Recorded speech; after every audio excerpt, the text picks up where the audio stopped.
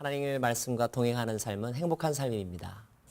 또 말씀을 통하여서 하나님의 뜻을 깨달아가는 것은 영생을 누리는 즐거움을 얻는 것이죠. 오늘도 주 안에서 행복하시길 바라고요. 또 주님의 마음에 한 걸음 더 가까이 가는 그런 하루가 되기를 바랍니다.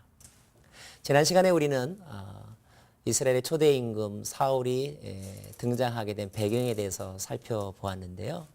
제가 마지막에 이런 질문을 던졌는데 여러분 기억하시는지 모르겠습니다. 왜 하나님께서 이스라엘의 첫 번째 임금으로 사울을 선택하셨을까? 많이 생각해 보셨나요?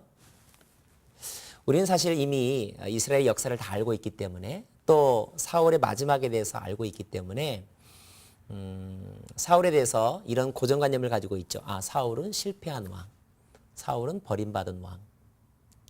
그래서 그러다 보니까 사울이 왕으로 선택한 그것 자체가 벌써 잘못되었다라고 하는 그런 고정관념이나 선입견을 가지고 있습니다. 대부분이 그러한데 여러분도 혹시 그런 생각을 가지고 계시지는 않으십니까? 반대로 또 우리가 성경에서 어떤 인물, 예를 들면 우리가 다음번에 다루게 될 이제 다윗이라고 하는 인물에 대해서 배우게 될 터인데, 다윗에 대해서는 다윗은 좋은 사람, 그래서 하나님께서 이렇게 제대로 올바르게 뽑은 사람, 이런 어떤 고정관념을 가지고 있죠. 하지만 저는 이번 강의를 통하여서 여러분에게 이렇게 문제를 좀 제기하고 싶습니다. 문제의식을 가지라고 권해드리고 싶습니다. 성경에 등장하는 수많은 인물 가운데서 예수님을 제외하고는요, 하나님 앞에 절대적으로 선한 사람도 없고 절대적으로 악한 사람도 없습니다. 다윗과 같은 사람도 결정적인 순간에는요, 어떤 면에서 보면 사울보다도 더 악한 마음이나 악한 행동을 했던 적이 있고요. 또 사울도 어떤 상황 속에서는 그 어떤 신앙의 위임보다도 겸손하며 진실하며 그리고 하나님의 영에 충만했던 그런 때가 있었다는 사실을 기억하셔야 합니다. 그래서 우리가 미리 알고 있는 어떤 상식이나 편견을 가지고 사울이 하는 것은 무조건 잘못된 쪽으로 해석하거나 또는 다윗이 한 것은 무조건 좋은 쪽으로 해석하려고 하는 이런 태도를 우리가 좀 내려놓기를 바라고요. 그때 그 순간마다 그가 선택한 그 선택, 그리고 그 순간을 통하여 하나님께서 무엇을 행하셨는지 그런 관점에서 우리가 인물을 살펴보기를 원하고 그리고 사건을 살펴보기를 원합니다. 자, 그런 관점에서 다시 한번 이제 여러분에게 질문하죠. 하나님께서 왜 사울을 이스라엘의 첫 번째 임금으로 세우셨을까 하는 것입니다.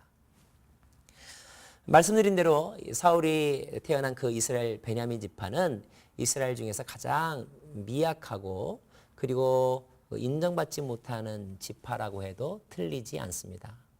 나중에 보면요, 사무엘이 아무리 사울에게 기름을 부어서 이스라엘 왕으로 추대하려고 했지만, 그래서 또 대부분의 사람들은 사울의 왕이 되는 것에 대해서 이렇게 기뻐하고 받아들였지만, 그러나 어떠한 사람들, 성경에 보면요, 사무엘상 10장 27절인데요. 이런 표현이 있습니다. 어떤 비류, 다시 말해 어떤 불량배들은 가로되 이 사람이 어떻게 우리를 구원하겠느냐 하고 멸시하며 예물을 드리지 아니하였다. 이렇게 기록되어 있습니다. 사무엘이 이스라엘에서 차지하고 있는 영적인 비중과 그리고 정치적인 영향력을 감안해 본다면 사무엘이 하나님의 이름으로 기름 부어서 많은 사람들 앞에서 추대했음에도 불구하고 끝까지 사울을 받아들이려고 하지 않았다고 하는 것은 또 그럴 만한 이유가 있었다고 우리가 볼 수 있죠. 자, 그 이유가 무엇이었을까요? 조금 더 시간을 거슬러 올라가서 우리 사사시대로 돌아갔으면 좋겠습니다. 사사기 19장에 나오는 이야기인데요. 사사기 19장에는 우리가 서로 이야기하기에도 조금 부끄러운 또 수치스러운 그런 스토리가 기록되어 있습니다. 바로 한 레위인의 이야기인데요. 한 레위인에게 첩이 있었다고 합니다. 근데 그 첩이 무슨 일인지 집을 떠나서 말하자면 가출을 했죠. 레위인이 그 첩을 찾아서 집으로 데려오려고 만나러 갔습니다. 만나서 돌아오는 중에 날이 저물어서 그들이 한 동네에 머무르게 되었는데 그 동네가 바로 기브아라고 하는 동네입니다. 그 동네에서 하룻밤 자게 되었는데요. 옛날엔 지금처럼 이렇게 사람이 많지 않았던 곳이었기 때문에 낯선 사람이 그 동네에 오면 금세 소문이 나고 사람들이 호기심을 갖죠. 그날 밤이었습니다. 동네 사람들이 그 레위인과 그 첩이 머물고 있는 집에 집문을 두드렸어요. 이리 오너라 그랬죠. 집주인이 나가서 왜 그러냐고 물어본즉 사람들이 당신 집에 손님이 왔다는데 그 손님을 내놓아라. 우리가 그와 상관하여 하겠다. 이렇게 말을 하면서 손님을 요구하는 장면이 나옵니다. 이 말은요. 무슨 뜻인지 아세요? 우리가 그 사람과 성적인 관계를 맺어야 되겠다. 그 사람을 내놓으시오. 이런 말입니다. 손님을 집안에 모신 주인의 입장에서는 그것은 매우 결례이죠. 그렇게 하면 안 되는 것이었죠. 그래서 손사래를 치면서 거부했지만 그러나 그들의 강력한 요구와 또 협박성 요구를 이기지 못하여서 결국 그 집안에 오신 손님을 내어놓습니다. 그 동네 사람들이 어떻게 했는지 아세요? 그 레위인의 첩을 밤새도록 성적으로 폭행합니다.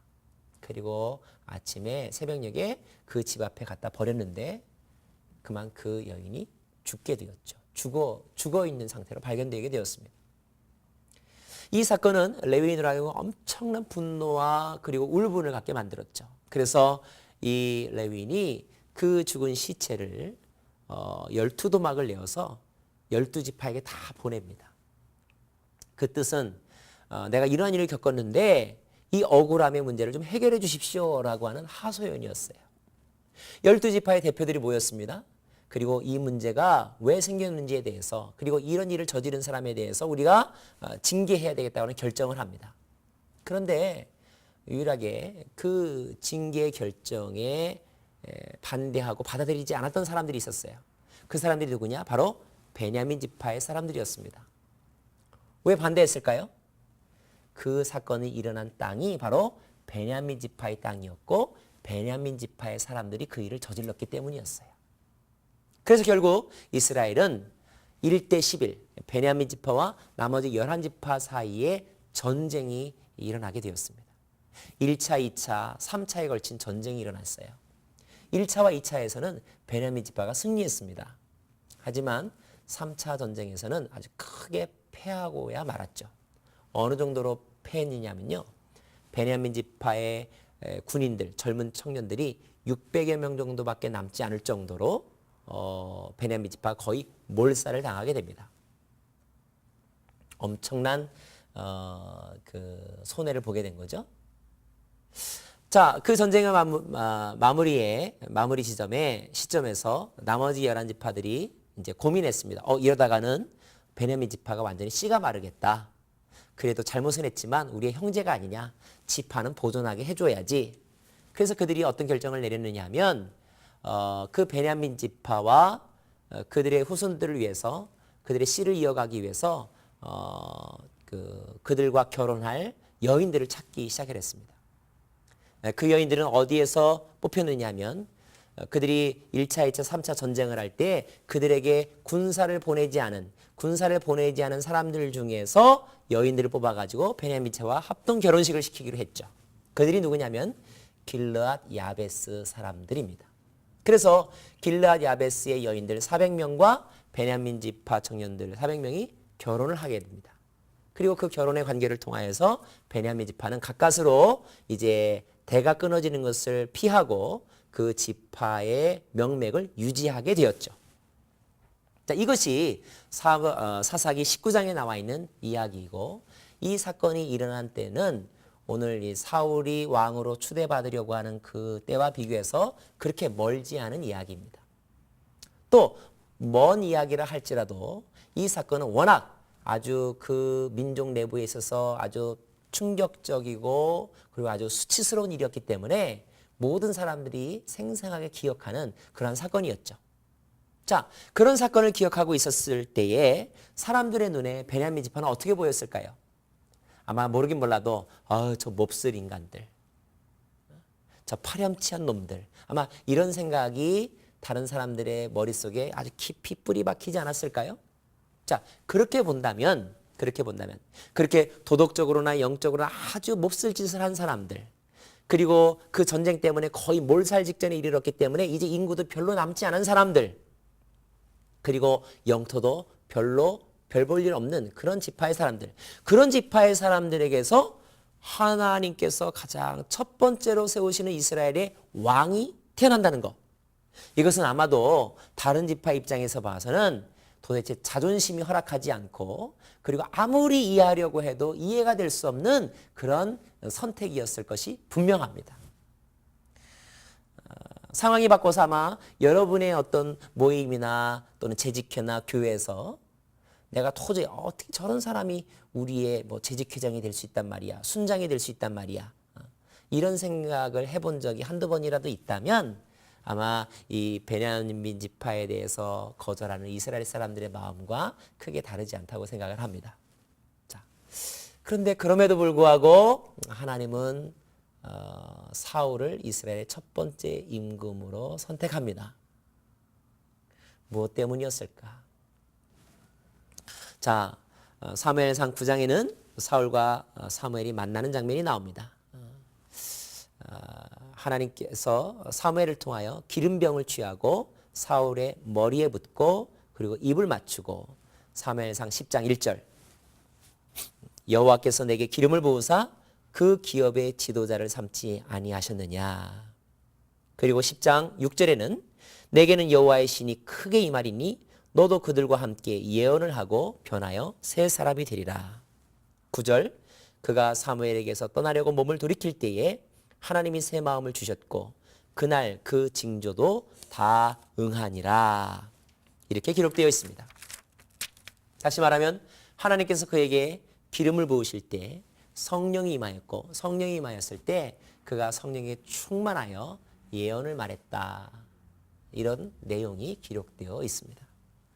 먼저 우리는 이 사건 속에서 굉장히 중요한, 하나님께서 이 세상을 다스리시고 사람을 사용하시는 중요한 원리 하나를 우리가 발견할 수가 있습니다. 무엇일까요?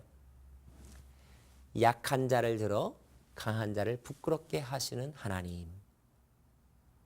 이것은 사무엘상 2장에 나와 있는 이른바 한나의 노래, 한나의 기도의 핵심 주제이기도 합니다. 한나의 기도를 통하여서 하나님 우리에게 이러한 하나님의 마음을 전하십니다. 하나님 어떤 분이신가? 낮은 자를 높이시고 가난한 자를 부욕해 하시고, 또 반대로 높이 있는 자를 낮추기도 하시는 분. 다시 말하면 역사를 다스리시고 경영하시는 하나님의 손에 의하여서 언제든지 어떠한 상황이든지 바뀌어질 수 있다는 것입니다. 하나님은 가장 비천하고 보잘것없는 것 가운데서도 하나님의 일을 할 사람을 뽑으시고, 또 가장 화려하고 그리고 어마어마한 것들도 한순간에 이렇게 청소하시고 낮추실 수도 있는 분, 이런 뜻입니다. 무엇이 중요하냐? 지금 그의 집안이 얼마나 위대하고 부자이냐 아니냐가 중요한 것이 아니라, 그가 얼마나 많이 배웠느냐 못 배웠느냐가 중요한 것이 아니라, 하나님의 나라의, 하나님의 주인공, 하나님 나라의 주인공이 될 수 있는 사람의 가장 중요한 조건은 바로 하나님의 기름 부으심에 있다 하는 것입니다.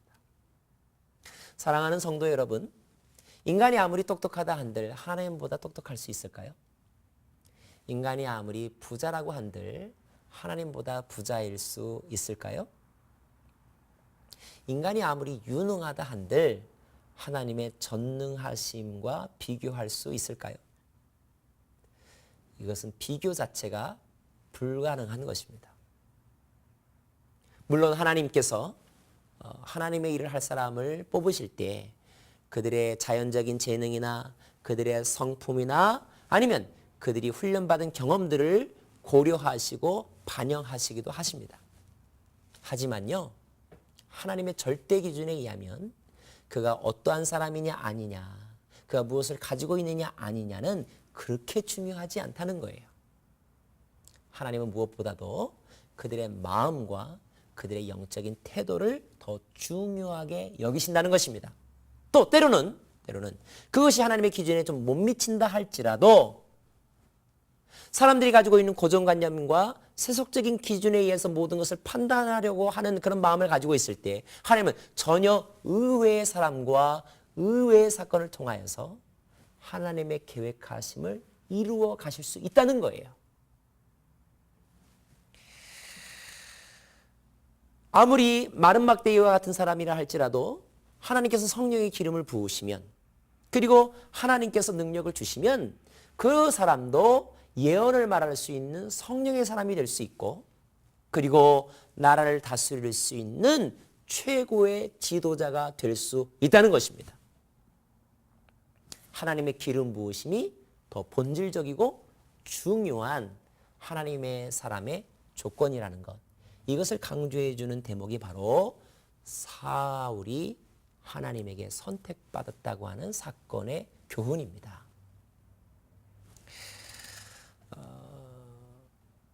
사울은 성령 세례를 받았습니다. 그래서 성령의 이끌림 받고 성령의 인도하심에 따라 순종하는 사람이 되었습니다. 사울은 진정으로 겸손한 사람이었고 준수한 사람이었고 성령에 충만한 사람이 되었습니다. 그는 충분히 왕이 될 수 있는 자격을 갖춘 사람이었어요. 그가 하나님의 영에 충만하게 되었을 때 그의 성품이 어떻게 드러나게 되었는가 하는 것을 알 수 있는 몇 가지 장면들이 있습니다. 아까도 말씀드렸지만 사무엘에 의하여서 사울이 왕으로 추대받았을 때 사람들이 그를 거절했다고 그랬어요. 누군가가 나를 거절하는 것, 그것을요 내 눈으로 보면 얼마나 기분이 나쁠까요? 그런데 성경에 이런 표현이 있어요. 다시 한번 읽어드립니다. 사무엘상 10장 27절에 보면요, 어떤 비류는 가로되 이 사람이 어떻게 우리를 구원하겠느냐 하고 멸시하며 예물을 드리지 아니하리라. 그러나 그는 잠잠하였더라.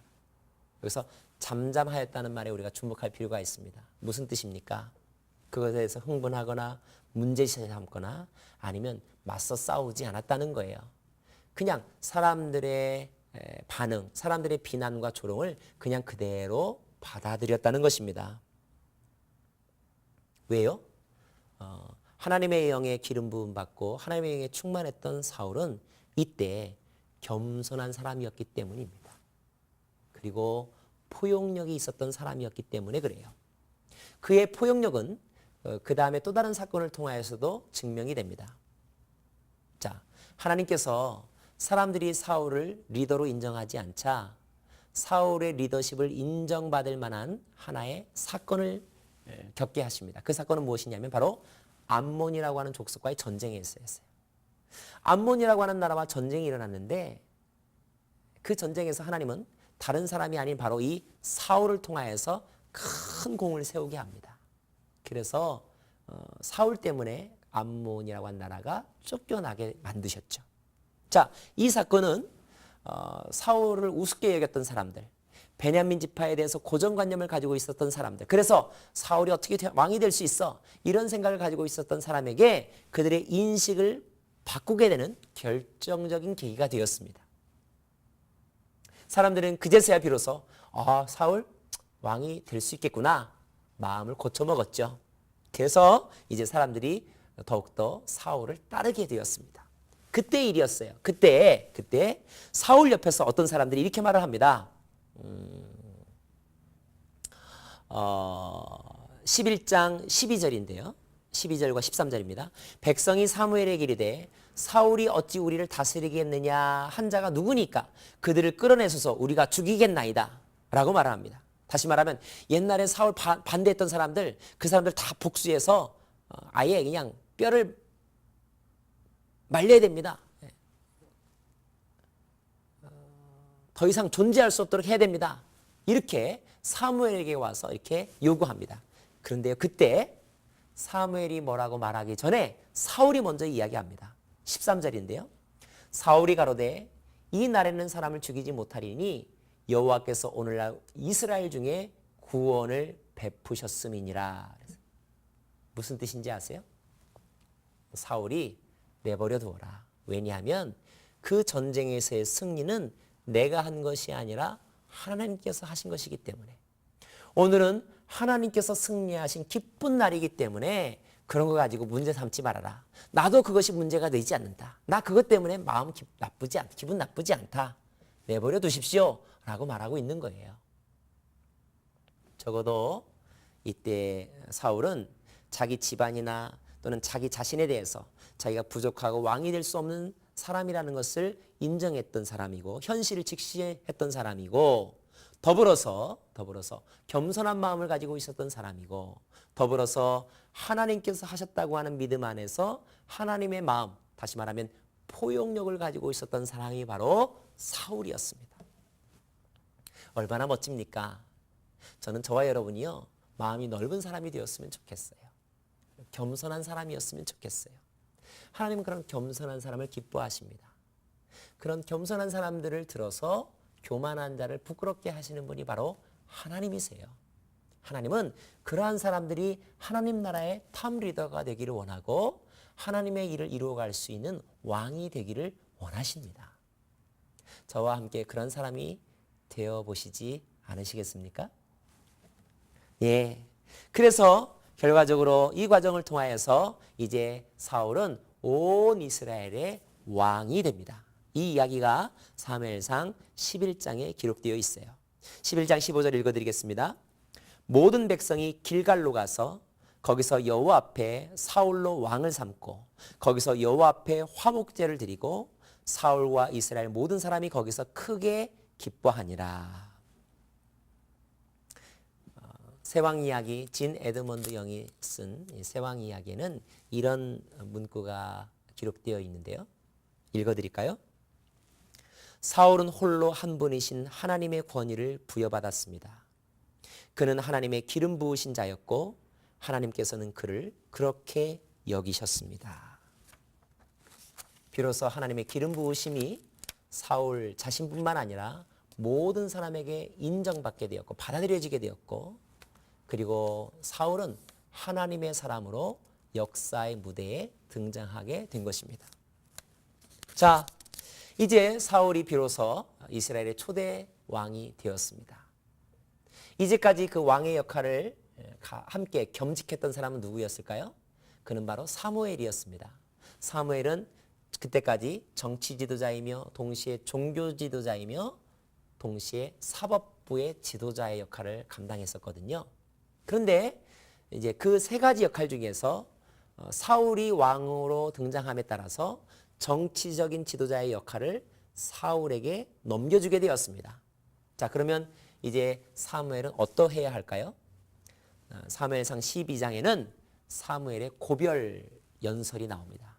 그 고별 연설의 핵심적인 내용은 이것입니다. 나는 이제 정치적인 리더십의 자리에서 물러나겠다. 그리고 너희들이 인정하고 세운 이 왕이 하나님을 경외하는 왕이 되기를 기도하겠다. 그러면서 12장 23절에 우리가 잘 아는 유명한 말씀을 합니다. 읽어드릴까요? 나는 너희를 위하여 기도하기를 쉬는 죄를 여호와 앞에 결단코 범치 아니하고 선하고 의로운 도로 너희를 가르칠 것이라. 다시 말하면 이제 종교적인 지도자로서 책임 있는 어른으로서 이 나라와 그리고 이 나라의 왕을 위하여 기도하기를 멈추지 않겠다. 그것을 멈추는 것은 나에게 죄나 마찬가지다. 사랑하는 여러분, 저와 여러분에게는 영적인 책임이 있습니다. 무엇입니까? 우리가 사는 이 나라와 그리고 이 나라의 지도자를 위해서 기도해야 될 영적인 책임이 있습니다. 책임이 있는 사람이 그것을 감당하지 않는 것은 죄를 짓는 것입니다. 사무엘은 그 죄를 짓지 않기로 다짐하고 그리고 그것을 백성들 앞에 선포하고 이제 정치 일선에서 물러납니다. 물러날 줄 아는 지도자, 그가 바로 사무엘이었습니다. 이제 새로운 시대가 열렸습니다. 사울의 시대가 열렸습니다. 그 시대가 어떻게 펼쳐질지 함께 기대해 보도록 하지요.